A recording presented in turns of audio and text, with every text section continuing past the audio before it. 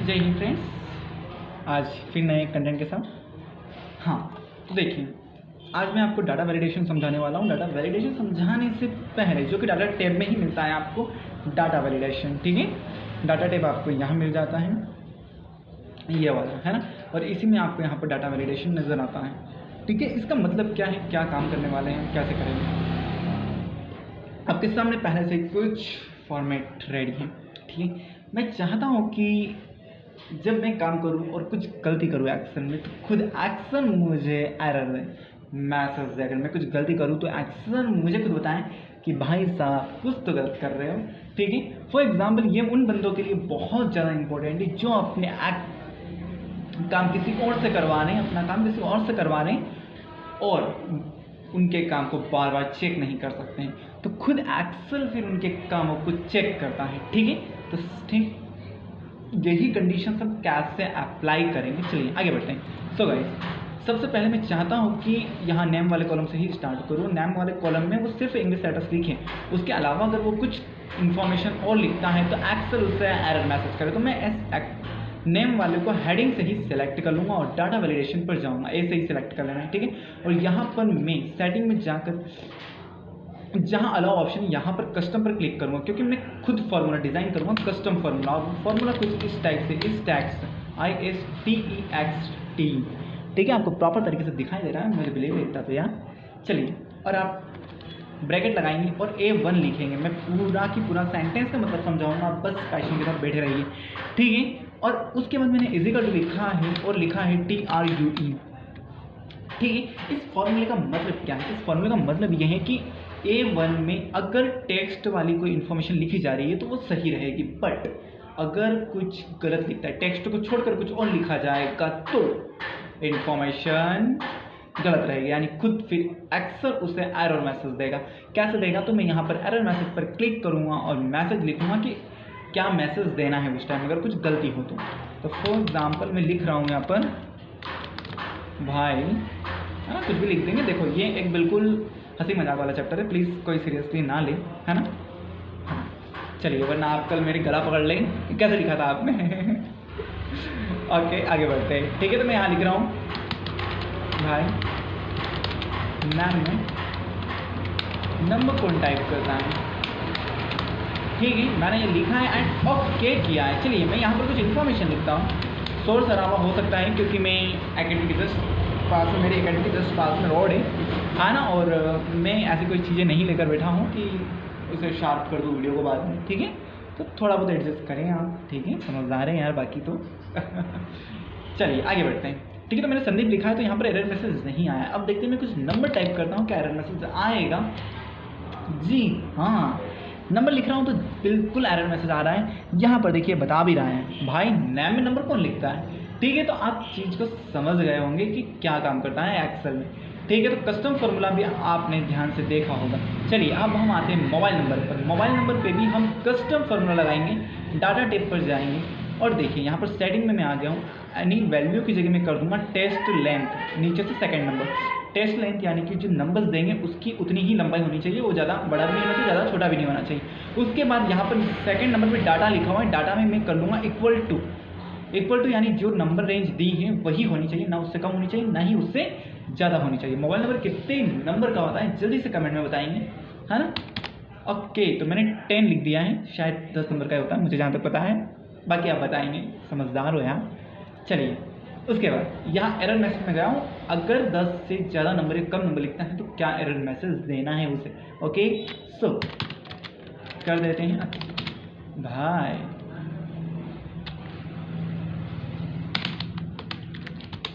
तुझे इतना भी नहीं पता कि मोबाइल नंबर कितने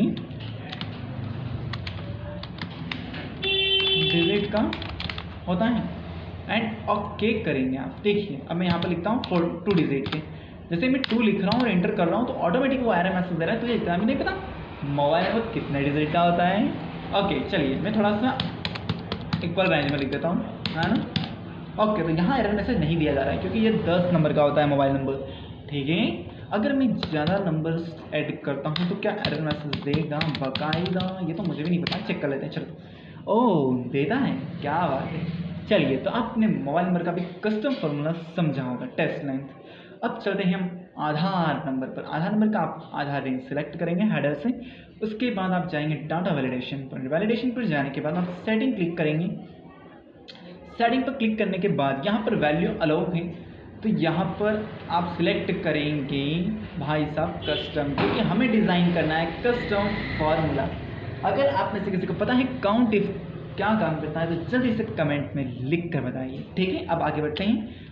तो इसी करके मैं काउंट इफ का फॉर्मूला यूज़ करने वाला हूँ यहाँ पर, ठीक है, और ब्रैकेट लगाऊंगा। ब्रैकेट लगाने के बाद जो यहाँ पर आधार का नेम बॉक्स है वो क्या है, सी, तो आप सी लिखेंगे, सेमीकोलन के साथ वापस सी लिखेंगे और कोमा C1। क्या मतलब बाकायदा मैं समझाऊंगा, टेंशन नहीं लेने का है, ठीक है।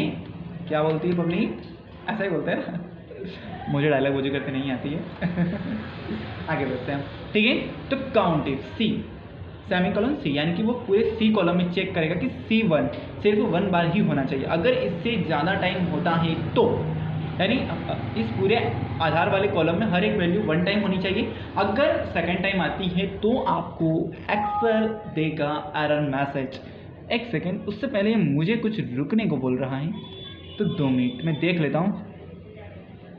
ओह मैंने काउंट गलत लिख दिया है ना। देखिए भाई साहब, एक एक चीज़ें बड़ी इंपॉर्टेंट है, अब नहीं रोकेगा वो। आगे बढ़ते हैं, ठीक है। स्पेलिंग एरर हो गया था मेरा, जो कि आप समझदार हो यार, इंसानों से तो गलतियाँ हो ही सकती है।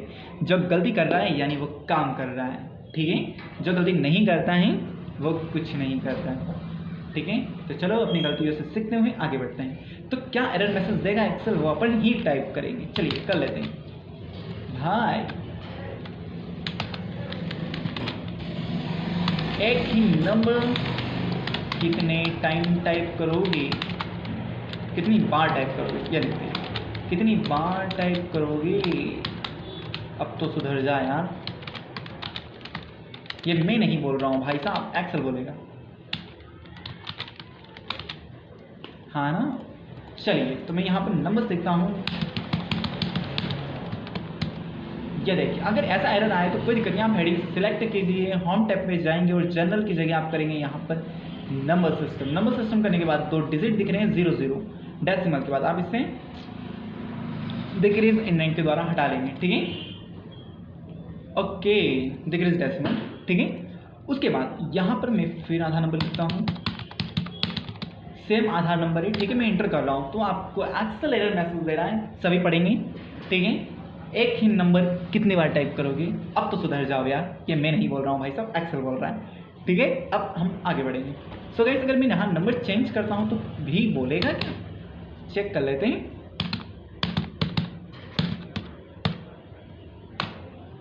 नहीं बोलेगा, वाह कितनी अमेजिंग बात है। हमने यही तो फॉर्मूले में दिया था, सिर्फ एक नंबर एक टाइम होना चाहिए। अगर मैं यही नंबर रिपीट करूँगा तो एक्सेल जरूर बोलेगा, मुंह से नहीं बोलेगा, मैसेज देगा, है ना।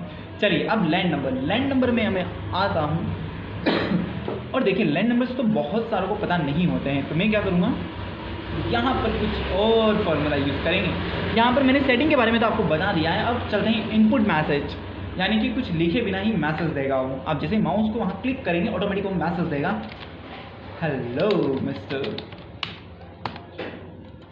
आप चाहें तो इस बॉक्स को छोड़ सकते हैं, छोड़ सकते हैं, ओके। चलिए देखिए, मैं क्लिक कर रहा हूँ, ऑटोमेटिक मैसेज दे रहा है, हेलो मिस्टर। आप चाहें तो इस बॉक्स को छोड़ सकते हैं, यानी ये अभी इतना इम्पोर्टेंट नहीं है, ओके। तो आपको इनपुट मैसेज भी समझ में आया होगा। अब हम प्लेस में आते हैं। प्लेस में आपको कॉर्नर पर कुछ लिस्ट बनाई हुई दिखाई दे रही होगी 3-4 गाँवों की, ठीक है। तो मुझे जो लिस्ट बनानी है वो इसी के अकॉर्डिंग चलना है, और मैंने ये रेंज सेलेक्ट कर ली पर्टिकुलर। मुझे यहीं पर नेम इंटर करना है, ये कंट्री नेम, आपकी जितनी बड़ी लिस्ट है आप उतनी रेंज सेलेक्ट करेंगे। मैंने मान के चला है कि 5 बंदों की लिस्ट बना रहा हूँ, तो मैंने 5 रेंज सेलेक्ट कर ली, ठीक है। उसके बाद डाटा वैलिडेशन पर जाएंगे। वैलिडेशन पर जाने के बाद आप यहाँ सेटिंग पर जाएंगे। सेटिंग पर जाने के बाद ये लिस्ट के फॉर्म में है, तो आप यहाँ सेलेक्ट करेंगे लिस्ट। उसके बाद यहाँ पर लिस्ट सेलेक्ट करने के बाद आप सोर्स सेलेक्ट कीजिए, तो इस रेंज को सेलेक्ट कर लेंगे। सेलेक्ट कर लेंगे, ओके। आप एरर मैसेज में जाएंगे। एरर मैसेज में जाने के बाद आप यहाँ पर कुछ भी लिख सकते हैं। देखिए मैं यहाँ पर स्टाइल में स्टॉप की जगह वार्निंग लिख रहा हूँ, है ना, वार्निंग यानी कि अगर मैं चाहूँ तो इस लिस्ट के अलावा भी नाम लिख सकता हूँ, ठीक है। स्टॉप में अभी तक आप देख रहे थे कि स्टॉप अगर हैं तो आप दूसरा सेंटेंस अलग से लिखे बिना आप वहाँ से आगे नहीं बढ़ सकते। जैसे नेम में करा था, तो आप नेम में अगर नंबर लिखोगे तो वो आपको टाइप करने ही नहीं देगा। बट वार्निंग में क्या होता है, वार्निंग में अगर आप चाहते हैं तो दूसरा भी लिख सकते हैं, ठीक है। वो आपको मैं आइडिया देने के लिए वार्निंग लिया हुआ है मैंने, ठीक है। चलिए मैं यहाँ पर एरर मैसेज टाइप कर देता हूँ, भाई चलो ये लिख देते हैं, कुछ तो गलत कर रहे हो यार, है ना। चलिए एंड ओके। देखो जैसे आप प्लस पे क्लिक कर रहे हो और ड्रॉप डाउन एरो आ रहा है, ड्रॉप डाउन एरो में चारों लिस्ट आपको दिखाई दे रही है, बस फिल कीजिए आप ये, ओके। अब मैं चाहता हूँ कि इस लिस्ट में जो नाम नहीं है वो लिखना चाहता हूँ, मैं लावरिया कर रहा हूँ, ओके इंटर करने हैं। तो यहाँ पर बोल रहा है एरर मैसेज, आपको कुछ तो गलत कर रहे हो भाई, है ना। अब आप देखो, अगर आप इस नाम को रखना चाहते हैं इस सेल में तो आप यस कीजिए, अदरवाइज नो कीजिए, ठीक है। मैं रखना चाहता हूँ तो यस करेंगे, ये होता है वार्निंग का काम, ठीक है। तो आप चीज़ को समझ रहे होंगे, okay. Thank you so much. इसी के साथ डाटा वैलिडेशन खत्म। अब मिलेंगे हम आपको नेक्स्ट पार्ट में। थैंक यू सो मच, तब तक जय हिंद जय भारत, बाय।